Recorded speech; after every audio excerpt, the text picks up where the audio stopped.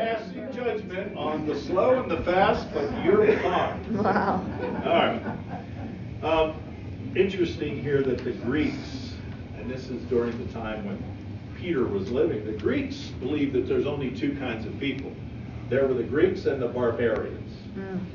If you were Greek, you were okay. If you weren't Greek, you were a barbarian, wild person.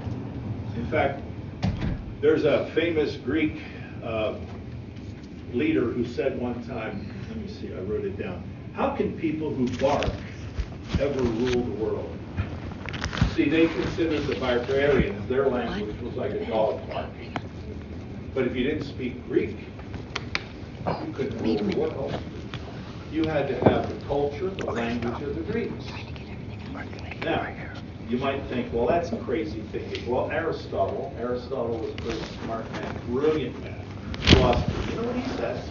He believed that climate had a lot to do with people.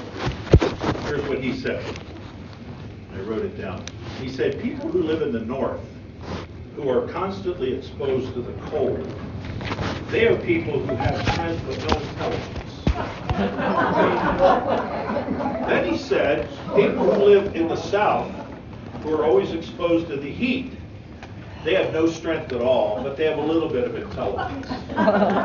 He said, only the Greeks who live in the middle, they have perfect strength and intelligence.